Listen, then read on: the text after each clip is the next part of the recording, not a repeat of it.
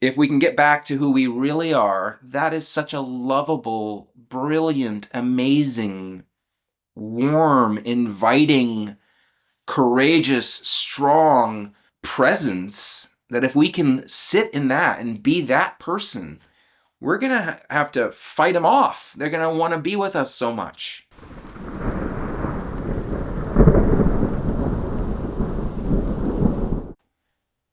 Hello, my friends. In this video, I'm going to share some of my struggles in a romantic relationship that started for me a couple of months ago.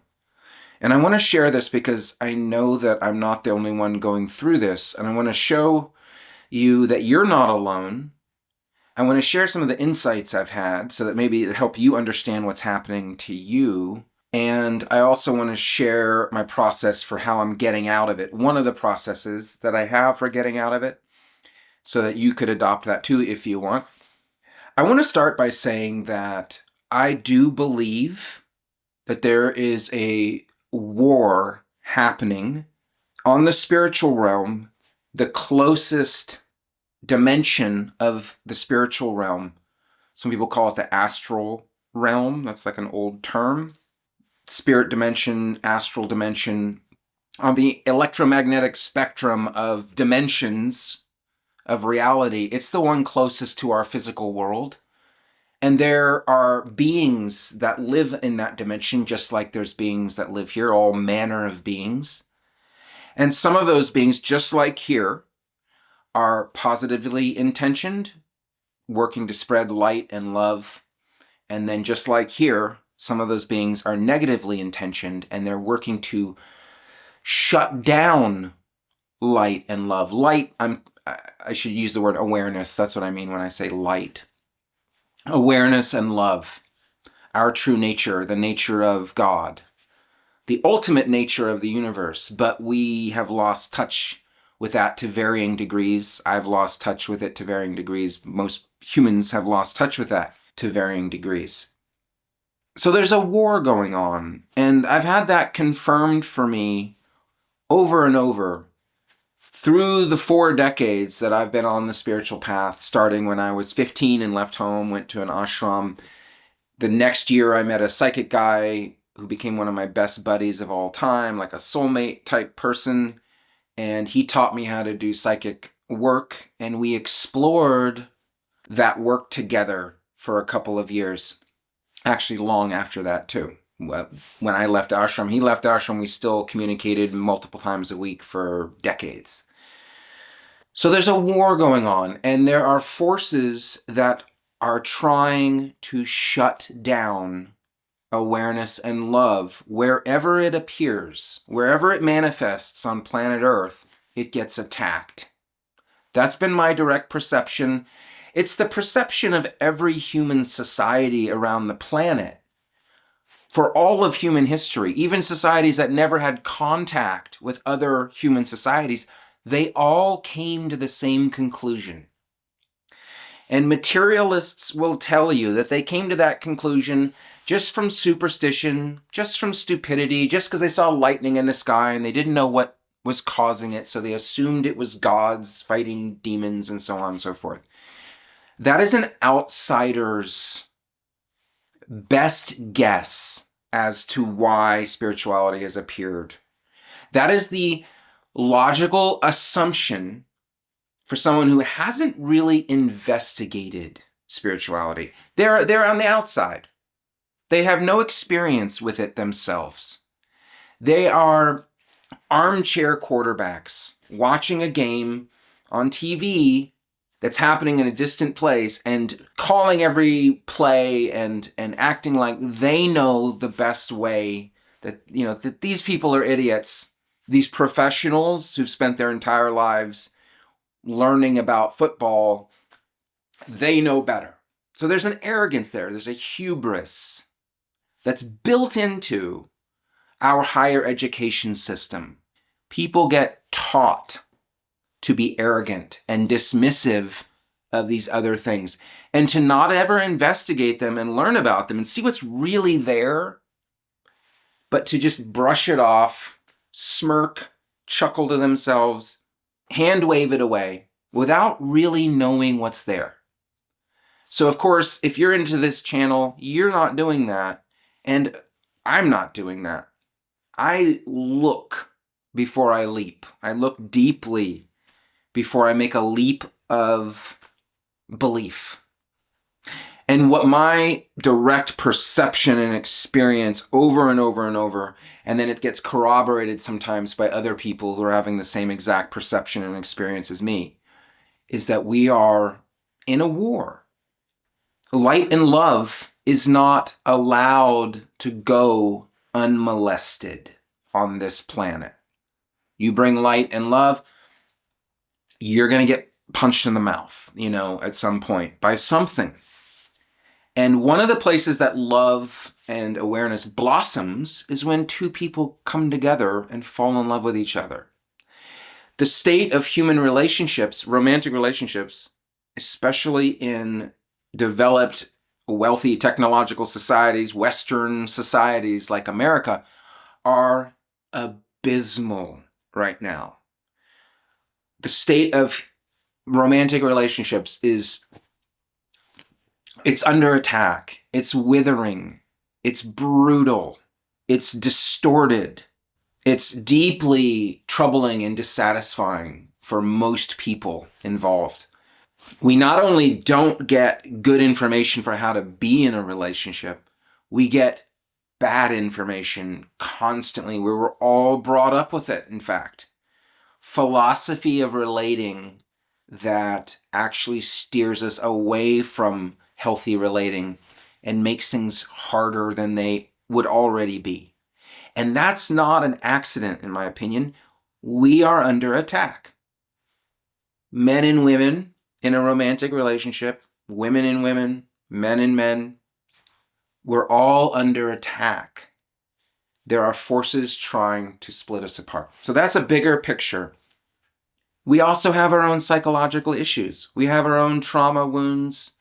All of that stuff is, of course, 100% valid. It's huge, and it's a massive factor. There's the cognitive, intellectual side where we don't have good information.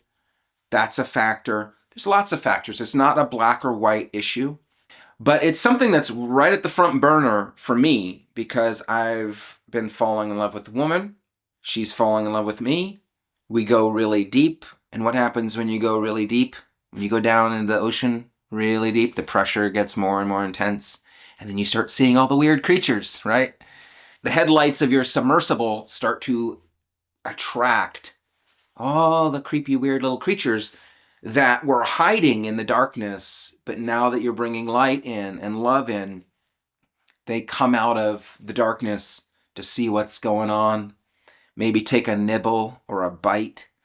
So that's kind of the bigger context. So I'm going to do some of the work on the beliefs that came up for me. Some painful beliefs came up for me. I got really clear, like I was saying. Then this morning when I woke up, I felt like like a dump truck just dumped a load of crap on me.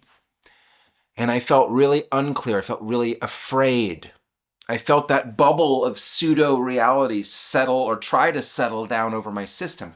This bubble where I want to reach out to her and like pull on her and say, where are you? What are you doing? Are you doing something that's, I'm feeling scared. And I think it's because you're doing something and I'm feeling it. I'm sensing a negative spiritual influence here trying to get me to go down this path. And it's just not true. It's not me. It's not her. It's not reality. And so I refuse. I'm not going to go down that path. I'm going to do the work on it. So I came up with 2 beliefs this morning. And I'm going to do Byron Katie's 4-step inquiry process into those 2 beliefs to see if those 2 beliefs are true or not. Both of the beliefs are causing me pain, and so it's worth me doing inquiry on them, examining them to see if they're really true or not. That's what this inquiry process that Byron Katie created helps us do. It's deceptively simple and yet so powerful. It helps us take a painful belief, run it through this little inquiry process, and then see if it's true or not. If it's not true, it will fall away on its own and release its grip on us, and then leave us back in our original clarity, our original self. So the first two beliefs were about this woman. I woke up with this, feeling swamped by fear and some kind of negative spiritual energy. So my first belief was this woman in my life, is creepy. The second belief is she's in love with someone else, or she's giving her heart, her attention to some other male. Whether she's doing this on the spiritual level, or I don't think she's doing it to some male on the physical dimension, but the image that came to me, and I don't know if this is true or not, we're going to run it through the process, is that she, in some ways, giving her energy, her attention, her heart to a masculine energy, masculine being on a spiritual dimension. That's the scary thought that came in, and that's what I'm going to do this inquiry process on. So first one, she is creepy. The first question of Byron Katie's inquiry process is it true? Is your belief true? She's creepy. Is it true? Sort of seems like it might be true.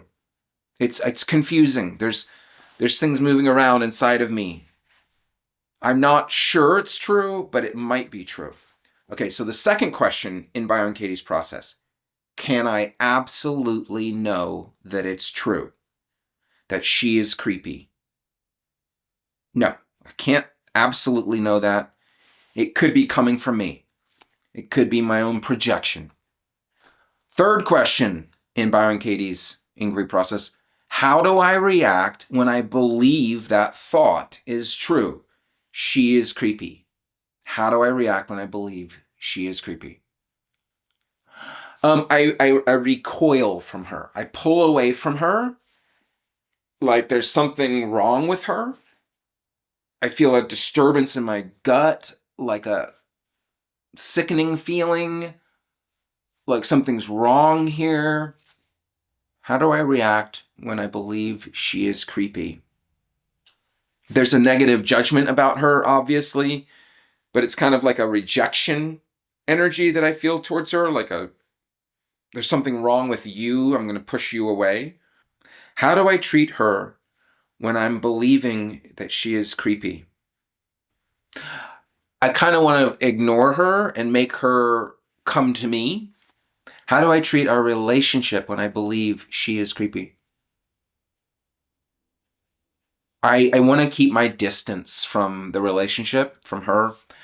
I want to stand back and wait for her to kind of prove something to me. How do I treat myself when I believe she is creepy? I go into that state of feeling like I'm all alone. Nobody loves me. Nobody's meeting me. No one's showing up for me. My whole life, I'm destined to walk alone. Okay. Fourth question in Byron Katie's inquiry process, who would I be without that belief? Or who would I be if I did not believe that thought that she is creepy? I would just see this woman there, this sweet woman who's like, loves me and has got this heart that's kind of like she's just kind of like waiting for me to connect with her. I see her kind of smiling and I see her heart. It's like there's a big ruby inside of her heart. I see something like red right here. It's kind of got like facets or something. I guess it's just her heart chakra that I'm seeing, perhaps. I mean, I'm seeing this in my mind's eye. And she's just smiling, and there's like a tenderness, and she's inviting me. She's like reaching out and kind of like hoping and waiting for me to connect with her. That's what I see. I just see a sweet woman. When I do not believe she is creepy, when I remove that filter, that belief, that lens, that concept that I'm investing my belief into, when I set that aside and I look at her, I see something beautiful and inviting there. Sometimes when you do this process and you set the belief aside and you look at the other person, you see that there actually is something there that's not what you want. So this process doesn't always just make everything rose tinted. I've done this process, for many years now. And sometimes when you're dealing with someone else, you're like, oh yeah, they actually are doing something that I don't like, and I actually do want to withdraw from them. It is the right thing for me to turn away from them and leave the relationship. I've had that happen too. So this process isn't about rose tinting something. It's about seeing clearly, seeing the truth, without concepts, without beliefs, inserting a filter in between you and the other person or the situation. Okay, how would I feel about my relationship with her if I could not believe she's creepy? I just see myself engaging deeply in the relationship without reservation. I'm not standing apart. I'm not standing back. I'm not keeping distance. I'm not keeping separation. I'm all in. I'm in it. How would I treat myself if I could not believe she was creepy? I did not believe she was creepy. I feel like I would just be happy for myself that I'm involved with her because it's fun and she's sweet. Among other wonderful qualities, she's very sweet, and this is an adventure. So I'd be like, yeah, dude, this is fun. Isn't this fun? Okay, and last, I'm going to do the turnaround on the belief. There's those 4 questions in the Byron Katie process, and then you do a turnaround, which is basically you take the original painful belief and you flip it. You flip it in every way you can think to flip it. And then you try to see if the belief is true when you flip it. Is it as true as the original, or even truer than the original? And what are examples of it? So if I flip it around, she is creepy, she is not creepy. That's the easiest way to flip a belief, is you just make it the opposite, right? She is not creepy. Is that as true or truer? Yeah, it feels truer because I'm seeing her as just this sweet person showing up with her heart open to me. What are some examples of she is not creepy? She is super straightforward. She tells me what's really going on inside of her. She's excellent at communicating what's going on inside of her and telling me exactly what she wants. And she meditates for hours every day. She's super dedicated to personal growth, to her own personal growth, her healing, and to spirituality, and to enlightenment. These are all the opposites of creepy. What's another turnaround? She is creepy. I am creepy. Can I find that? Is that as true or truer? Yes. I woke up this morning feeling negative spiritual energy in my space that felt creepy. So who is really the one who is creepy, her or me? I'm the one who is feeling it. There's the old saying, if someone cuts a fart, whoever smelt it, dealt it. So if I'm smelling it in her, maybe I'm the one who dealt it, right?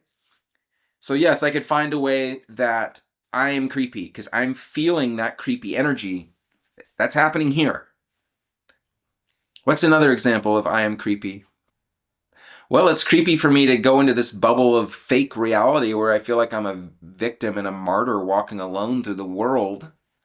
That's creepy. Okay, so now let's work on the second belief I have. I only have 2, so this is going to be the second one. She is seeing someone else. Is it true? I have no idea. Can I absolutely know that it's true?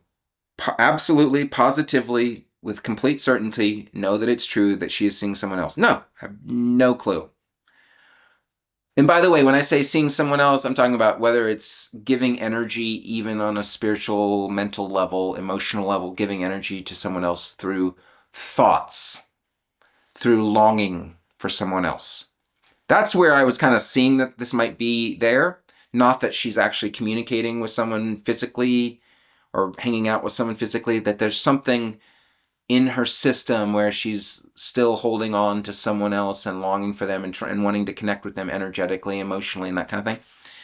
Again, I don't know if that's true at all, but that's the belief that landed on me today when I woke up, and the one that's scaring me, and the one that made me want to go into that bubble of lonely martyr reality and walk down that path and reach out to her and try to get reassurance and try to get her to prove to me that she loves me and she's devoted to me, and all of this complete garbage. So, third question, how do I react when I believe she is seeing someone else? Wow. For one thing, it is the feeling that comes over me when I believe she's seeing someone else is so familiar to me. It feels like an old coat that I've been wearing since I was a child. A dirty, ragged, torn, ripped, stained coat that smells bad, and yet it's so comfortable. It's so familiar and known to me.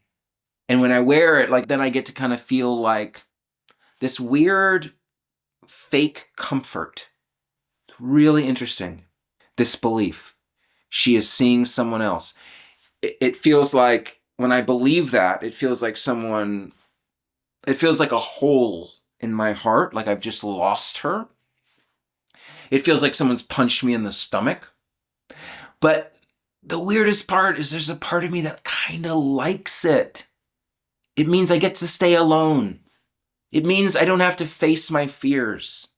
It means I don't have to keep working on myself to show up for her. I can just sadly shuffle down the sidewalk all alone. Nobody loves me. Nobody wants to be with me. There's always some other man out there who's better than me, that she wants to go to him. I mean, I've been in relationships, multiple relationships, where my partner was actually seeing other people behind my back, and it was brutal. It broke my heart. I've done it also to one of my partners. I cheated on her when I was in like my early 20s. And I learned never to ever, ever, ever do that to someone again. And I never did. How do I react when I believe she's seeing someone else? Ugh. I just felt it again, that punch in the stomach. The feeling that she's leaving. She's going to abandon me. The feeling that I'll be left all alone by myself. The feeling that I should never trust anybody. I should never trust a woman. Never open my heart to them. Never invest in a relationship with them. It will always end badly. The only woman who's ever going to love me is my mother. And I can't show up as a man to my mother. I have to be kind of like a neutered little boy. I don't get to be a man. I don't get to have a masculine polarity. I just have to be this sad, neutered, weak, rejected lump that shuffles down the street. That's what this belief does to me. How do I treat her when I believe she's seeing someone else? She's like radioactive to me. She's like a red hot skillet, and I don't have a pot holder to pick it up with. I'm like, I ain't touching that. I'm rejecting her. I straight up run on some level when I'm believing that about her. It completely breaks the bond I feel to her, that belief. It breaks our relationship. It breaks the bond. It makes her look dangerous, radioactive, burning red hot, like she's made out of lava. No way I'm going to get close to that. How do I treat myself when I believe she's seeing someone else? I'm angry at myself. I'm like, you stupid. You've done this again. You've opened up to a woman who's abandoning you for someone else again. How many times are you going to do this? How stupid are you, Ellis? That's what happens. I'm like angry at myself when I believe she's seeing someone else. And I don't even know if it's true. But when that belief lands in me and I'm holding it, when I pick it up, this is all what happens. How do I treat my relationship with her? Notice that I'm trying the belief on in 3 ways. How do I treat her? How do I treat our relationship, which is like a separate thing? It's not her, it's not me, it's us as a blending. And then I'm trying it on like, how do I treat myself, or how do I react to myself when I believe it? So these are different ways you can try on the same belief and see what it's doing to you. You can explore how this belief affects you in all these different scenarios. And you can just keep going with them. Like I could say, how do I treat my children? Because I took my children to school this morning. How do I treat my children when I'm believing she's seeing someone else? I'm not present with my children. I'm dropping them off. I'm not going to see them until next week. I'm not really there. There's a part of me that's tied up in this problem inside that she's seeing someone else or might be seeing someone else. What's going on? And well, how do I handle it? So I'm not there. I'm not there for my kids. So you can try the belief on in many different ways. How do I treat the relationship when I believe she's seeing someone else? I'm angry at the relationship. The relationship feels fake. It feels like it's tricking me. It feels like a Trojan horse. Like it looks like a nice gift on the outside, but inside it's just going to destroy you. It's just going to blow up in your face. So I'm angry at the relationship, at the fact that I'm in it and that I'm stupid enough to fall for this again. All right, let's go to the 4th question. Who would I be without the belief she's seeing someone else? Wow. It's like suddenly she's there again. Suddenly she's back. That same woman standing there, showing me her heart and hoping that I will accept her. Hoping that I will welcome her heart. Because she's showing it to me. She's offering me her heart. And she's hoping I'll take it. She's hoping I'll say yes and let her in. And she's hoping I'll receive her heart with love and tenderness and give her heart a safe place to be. She's hoping that I will create a safe harbor for her heart. Who would I be if I could not believe she's seeing someone else? I would be excited about my relationship with her. Be excited about her. I'd want to have adventures with her. I would stop looking at her going, are you there or not? And I would be instead holding her hand and looking like, let's go do this. Let's go have fun. Let's go explore. Let's do stuff together. Let's live an exciting life filled with joy and enthusiasm. Instead of me like going, are you there? Are you there? What's going on inside of you? Tell me all focused on whether you're there or not. Bullshit. That's not how to do a relationship. That's just me going, are you my mommy? Where's my mommy? I don't need a mommy. I'm 56 years old. My mommy's 91 years old. She's no longer like my caregiver. In fact, if anything, it's more the reverse. It's time for me to let go of mommy. Or let go of my image of mommy. And let go of my image of myself as a little wounded boy. Going, where's mommy? This new woman in my life is not my mommy. Never has been. Never will be. She's a different person. I'm telling myself, right? I'm not yelling at you. Don't worry, I'm yelling at me. Who would I be? I'm going to try it again. Who would I be if I could not believe she's seeing someone else? I would also be like, how are you doing? Can I be here for you? I would become curious how she's doing. Is she all right? Does she need anything? Can I do anything for her? Can I support her? Instead of it being the total opposite of like, are you there for me? I'd be like, what can I do for her? I'm strong. I have resource. I can offer her love and support. I don't need her to give it to me. I can give it to me, and I can give it to her. How do I treat her when I cannot believe she's seeing someone else? Oof.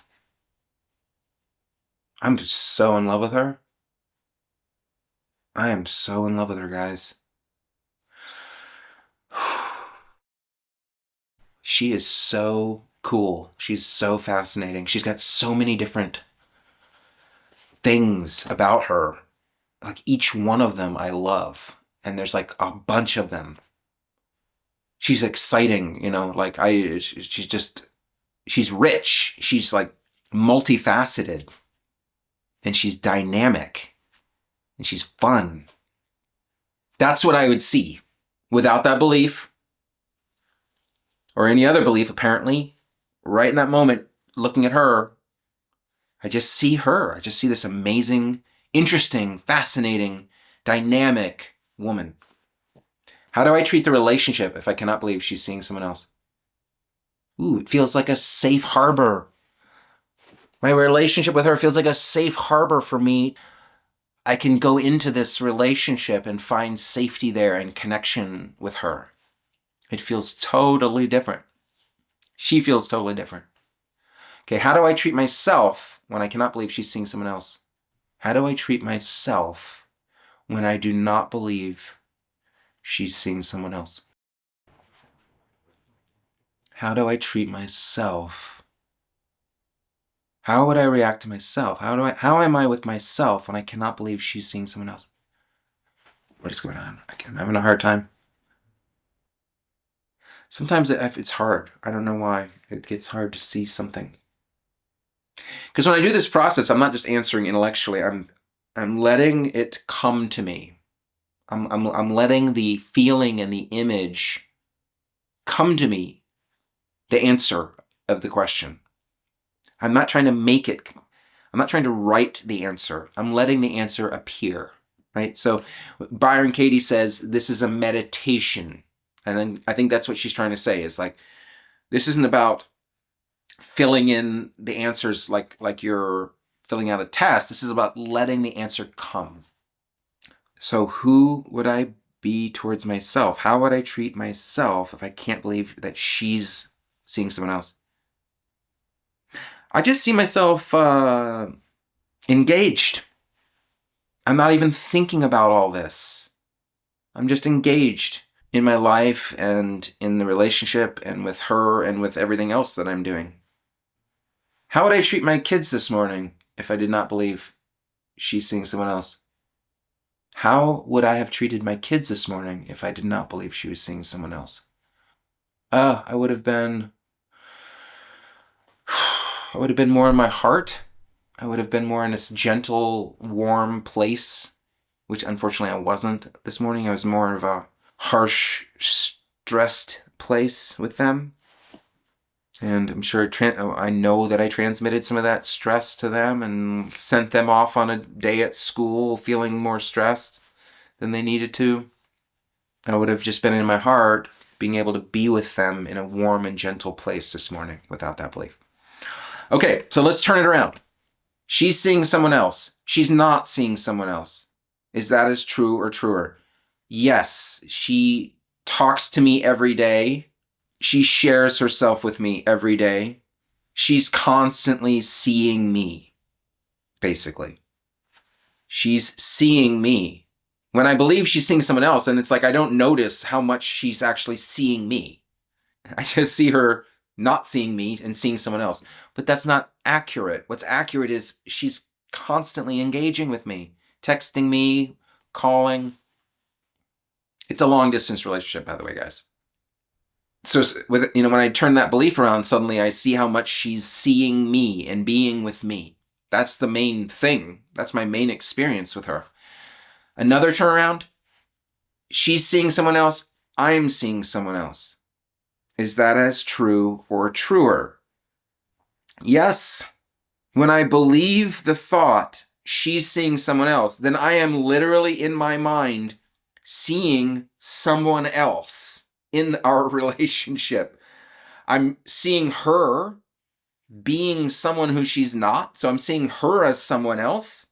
And I'm also imagining another entire person, literally seeing in my mind someone else and imagining this thing happening. So yes, that's as true or truer as the original painful belief. I'm seeing someone else. I am. Another turnaround could be she's seeing me. Yes, that's absolutely true. She sees me very deeply. Another turnaround might be I'm seeing her. Also true sometimes, not when I'm filtering reality through beliefs that come from past trauma. I want to finish by saying if she's seeing someone else or still has a torch for someone else, still has something energetic, a cord going to someone else, still invested in someone else, at the end of the day, that's none of my business. At the end of the day, she gets to. There's two ways to handle that. Me try to talk to her about it, get her to stop, or ask if it's happening, get her to stop, blah, blah, blah, all that stupid stuff. But another method is me keep showing up as the most magnificent person I can be with her. And if I keep showing up that way, I'm guessing if there is someone else she's holding a torch for, she will eventually let that go and give me that torch if I keep showing up the way I'm meant to, as who I really am. I call this binding someone to me with love, not with control, pressure, promises, agreements, and all that stuff. It's binding people to you with love. It implies surrender. It implies letting go, not trying to control. The only person we can really control is ourselves.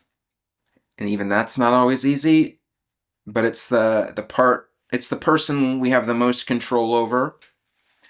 And so that's how I want to show up. I want to show up as a guy who's so amazing. And I don't mean faking amazing or trying to be amazing, but amazing because I'm showing up as who I really am. We're all amazing. Underneath all the gunk that lands on us, if we can get back to who we really are, that is such a lovable, brilliant, amazing, warm, inviting, courageous, strong presence that if we can sit in that and be that person, we're going to have to fight them off. They're going to want to be with us so much. So that's an organic method of creating a loving relationship. It's not about controlling them. It's about being me and letting them choose. Do they choose me or not? If they don't, they want to move on, that's fine. I'm being who I am. I'm in my power, in my love, in my awareness. If they don't want that, then God bless them on their journey, they don't have to have it. But if they do want it, then they're going to come to me. And it will be a relationship based on freedom, not control. I'm going to be this guy. And I'm going to be this guy who shows up for her like this. And I almost don't care what she does. Almost. I hope she shows up. I hope she likes it and wants it. But it doesn't ultimately matter if she does or not. What matters is me being who I want to be. And me giving myself the qualities and energy and presence that I want others to give. And if I'm giving it to me, I bet there's no more powerful way of inviting others to give it to me too than me giving it to myself and giving it to them. There's no more magnetic way of pulling that out of other people. So that's my mission, guys. I'm sharing this mission with you. I'm inviting you along. Let me know what you think.